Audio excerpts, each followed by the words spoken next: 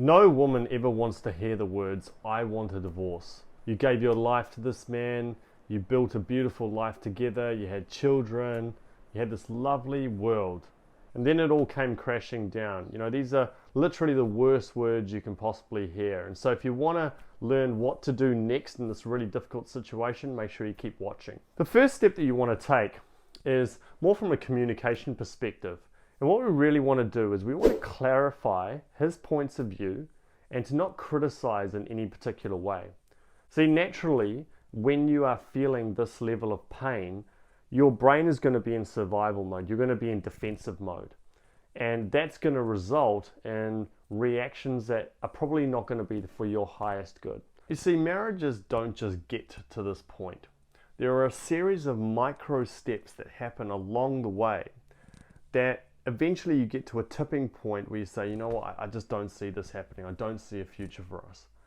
And so even though he's saying I want a divorce, even though it may feel for you that it's sort of almost come out of nowhere, the reality is it's been chipping away over a period of time. So one of the things you've got to be really careful about is the way in which you communicate with him. If there are attacks towards him, if there is a party that's like, how dare you, how could you do that to me, and so on, that's going to further validate his feelings that he's got on the inside of this is not the right marriage. So that's why you've almost got to take an approach which goes against the natural instincts that we have as individuals in these situations. And to me, one of the key things is stepping into a place of empathy and really learning about your husband's world. You're going to probably have some conversations with him. It's really generating conversations where you're trying to get to the truth and being really open to hearing things about your own self as well. So that might mean you start having a conversation. I know that you're wanting to have a divorce. I'm obviously really saddened to hear that. But what would be really good for me is to sort of understand a little bit more about, some of the reasons that you feel that you want to go down this path. And maybe if you can just tell me a little bit about what's been going on sort of over the last little while that has maybe led you to this place. Now, there is every chance that he may just shut down and may not say anything. And you don't want to force the issue and keep poking and prodding in that situation.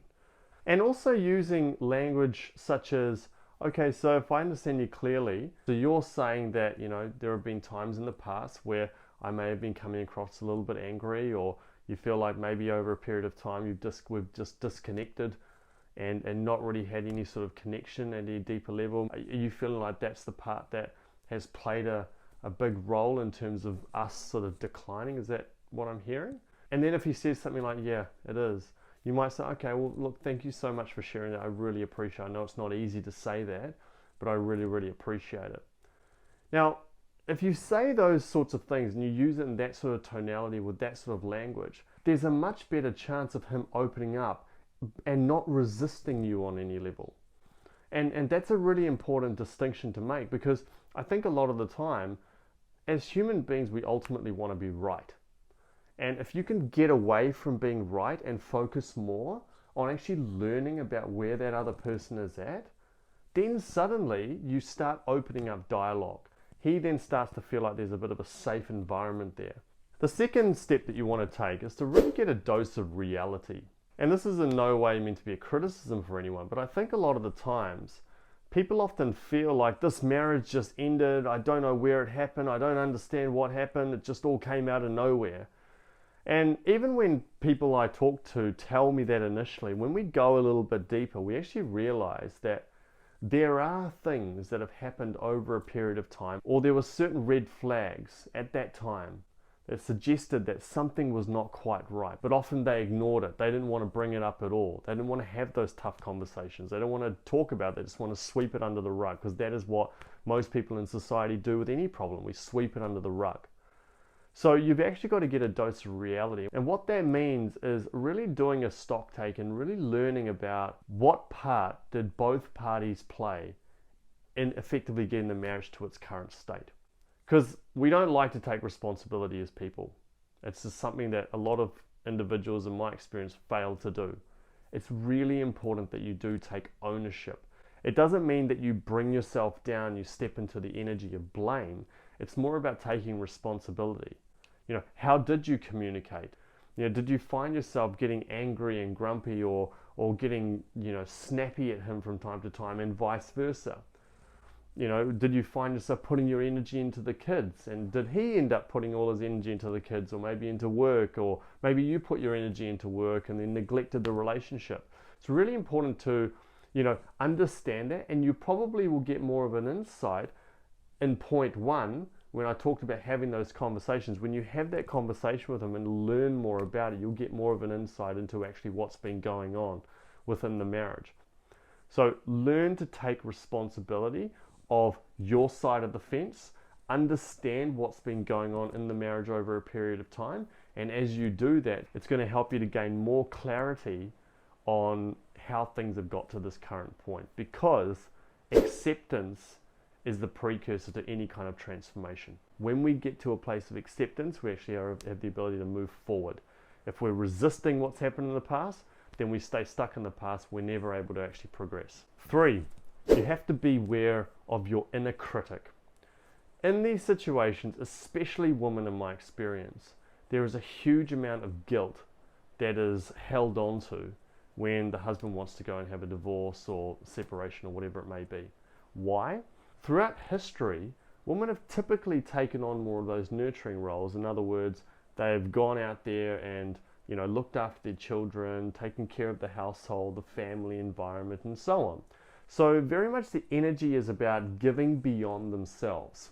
So if there is a problem in the marriage, if the other person is not feeling loved, or has felt like they're not significant enough to them, the woman typically will then take that on board and feel like they're the ones that have done everything wrong.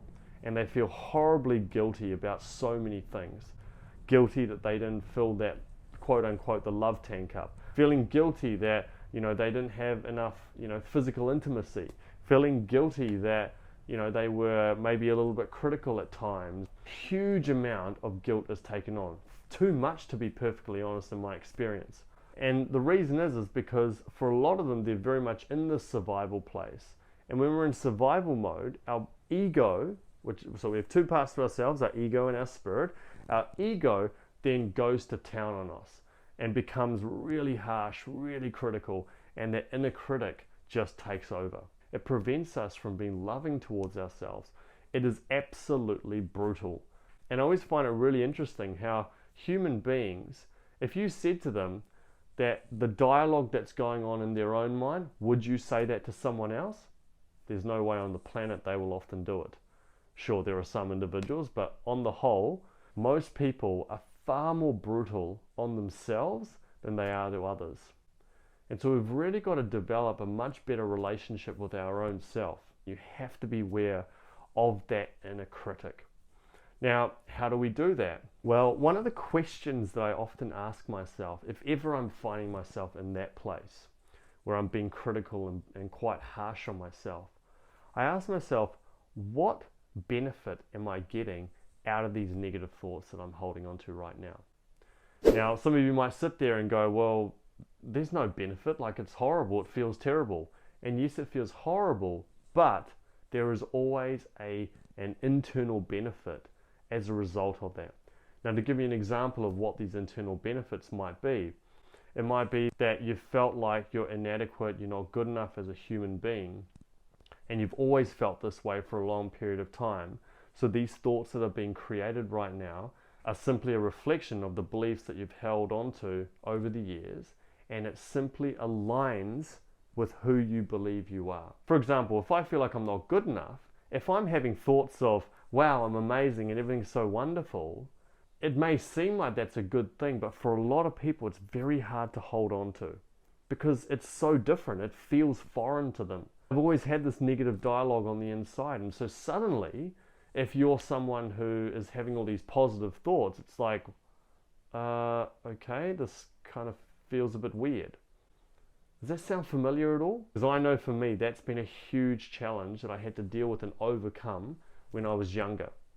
And once you do that, once you shift that, true transformation can happen. But the first thing we've got to understand is what's the payoff? What's the benefit that we're getting from that?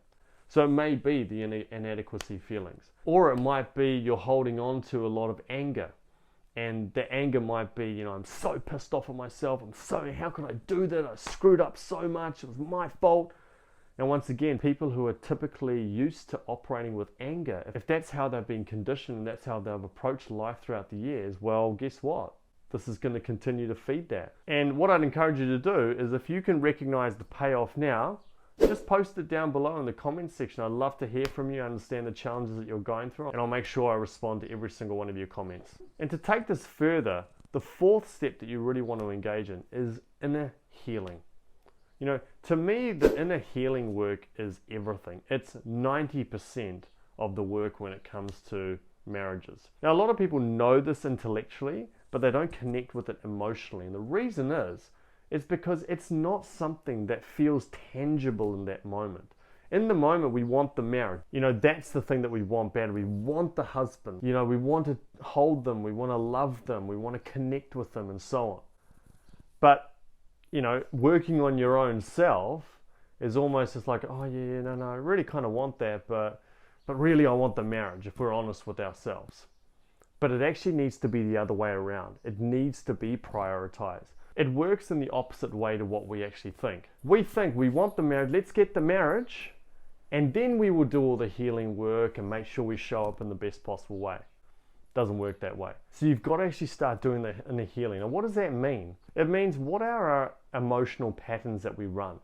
Do we immediately gravitate towards sadness and guilt and resentment and anger and so on? Or do we find ourselves coming from more of a loving and empathetic place? What do? Are there similarities across the board in terms of the way in which I operate in my work versus how I operate in my relationship? Only the relationship's more intensified. Do I feel like I'm good enough as a person? So it really means stripping back all the layers and understanding, how do you function mentally?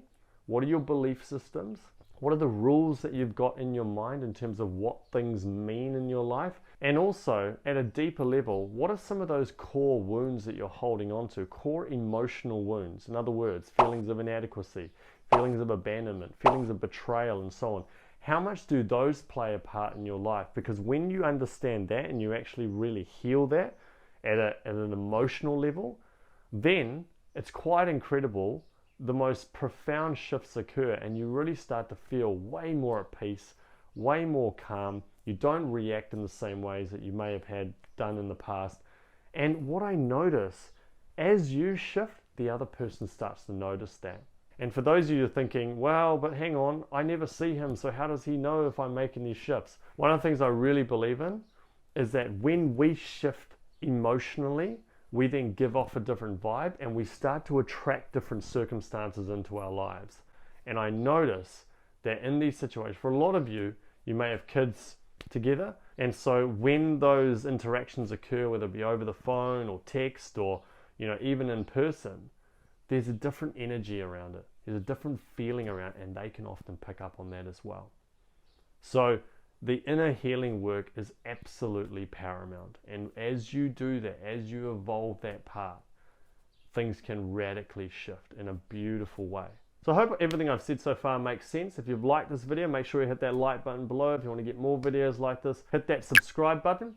And what I'd encourage you to do next is, if you're finding yourself in a really desperate place mentally and emotionally right now, and you're not 100% sure on what to do, what I encourage you to do is just check out this particular video above here, and it just explains a little bit more about what to do to sort of cope with feelings of desperation during this time and be able to apply a couple of steps to move forward from there. Thank you so much for watching this video. God bless, stay strong, and I'll catch up with you in the next video.